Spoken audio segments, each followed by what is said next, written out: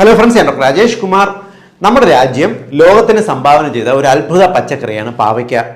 ഇന്ത്യയുടെ തെക്ക് കിഴക്കേ സംസ്ഥാനങ്ങളിലാണ് ഇത് പണ്ടുകാലത്ത് ആയിരക്കണക്കിന് വർഷങ്ങൾക്ക് മുമ്പ് കൃഷി ചെയ്ത് തുടങ്ങിയത് എന്നാണ് പറയപ്പെടുന്നത്. നിങ്ങൾക്കറിയാമല്ലോ, അത്യാവശ്യം വെയിലും നല്ല ജലസാന്നിധ്യമുള്ള ഏതൊരു ഭാഗത്തും നമുക്ക് പാവയ്ക്ക കൃഷി ചെയ്യാം. പാവയ്ക്ക കൃഷി ചെയ്യാൻ ഒന്ന് പടർത്തി വിട്ടുകൊടുത്തിരുന്നാൽ മറ്റു ചെടികളൊപ്പം തന്നെ ഇത് വളർന്നു വരികയും ചെയ്യും. നമുക്ക് നല്ല സുഭിക്ഷമായിട്ട് വീടുകൾക്ക് ആവശ്യമുള്ള കൈപ്പയ്ക്ക അഥവാ പാവയ്ക്ക കിട്ടുകയും ചെയ്യും. പഴുക്കുന്നതിന് മുമ്പാണ് പാവയ്ക്ക നമ്മൾ എടുത്ത് കറി വെച്ച് ഉപയോഗിക്കേണ്ടത്. പാവയ്ക്ക നമ്മൾ കറി വയ്ക്കാനായിട്ട് എടുക്കും.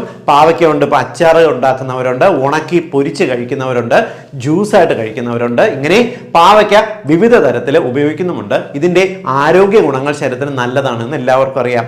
മാക്സിമം ഇത് പ്രമേഹത്തിന് നല്ലതാണെന്നതിൻ്റെ അപ്പുറം പാവയ്ക്ക കൊണ്ട് എന്തെല്ലാം ഗുണങ്ങളുണ്ടെന്ന് പലർക്കും സത്യത്തിൽ അറിയില്ല. അതുകൊണ്ട് തന്നെ പാവയ്ക്ക കഴിക്കേണ്ടത് എങ്ങനെയാണ്, പാവയ്ക്കയുടെ യഥാർത്ഥ ഗുണങ്ങൾ എന്തെല്ലാമാണെന്ന് വിശദീകരിക്കാം. പാവയ്ക്ക നമ്മൾ ഉപയോഗിക്കേണ്ടത് പഴുത്തു തുടങ്ങുന്നതിന് മുൻപുള്ള സമയത്താണ് ഇവ എടുക്കേണ്ടത്. കാരണം ഇവയ്ക്കകത്തുള്ള ന്യൂട്രിയൻസ് ആ സമയത്താണ് ഈ പാവയ്ക്കകത്ത് അഥവാ കൈപ്പയ്ക്കകത്ത് കൂടുതലായിട്ടുള്ളത്. ഏറ്റവും കൂടുതൽ vitamin A, vitamin C, fibres ധാരാളമായിട്ട് അടങ്ങിയിട്ടുള്ള ഘടകമാണ് പാവയ്ക്ക. മാത്രമല്ല, ഇതിനകത്ത് അടങ്ങിയിട്ടുള്ള ആൻറ്റി ഓക്സിഡൻസ്, ഫ്ലാവിനോയിഡ്സ്, വൈറ്റമിൻസ് ആണ് നമ്മുടെ ശരീരത്തിന് ഈ പാവയ്ക്കയുടെ അഥവാ കൈപ്പയ്ക്കയുടെ ഏറ്റവും നല്ല ഗുണങ്ങൾ നൽകുന്നത്.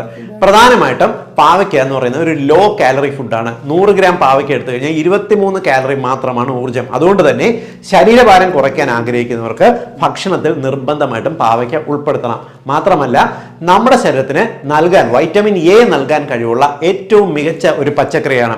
നമ്മൾ ഒരു കപ്പ് പാവയ്ക്ക എടുത്തു കഴിഞ്ഞാൽ അതിനകത്ത് ഏകദേശം നമ്മുടെ ശരീരത്തിന് ആവശ്യമുള്ളതിൻ്റെ 44 മുതൽ 45% വരെ വൈറ്റമിൻ എ അടങ്ങിയിട്ടുണ്ട്. കൂടാതെ 46% വൈറ്റമിൻ സിയും അടങ്ങിയിട്ടുണ്ട്. അതായത് വൈറ്റമിൻ സിയുടെ ഗുണങ്ങൾ നിങ്ങൾക്കറിയാമല്ലോ, നമ്മുടെ രോഗപ്രതിരോധ ശേഷിക്ക് ഏറ്റവും പ്രധാനമാണ്.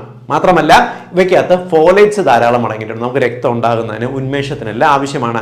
ഇതിനകത്ത് പ്രധാനമായിട്ട് 2 തരം ആന്റി ഓക്സിഡൻസ് അടങ്ങിയിട്ടുണ്ട്. ഒന്ന് സാപ്പോണിൻസും ടർപ്പിനോയിഡ്സും. ഈ സാപ്പോണിൻസും ടർപ്പിനോയിഡ്സുമാണ് പാവയ്ക്കയ്ക്ക് ഈ കയ്പ് രുചി നൽകുന്നത്.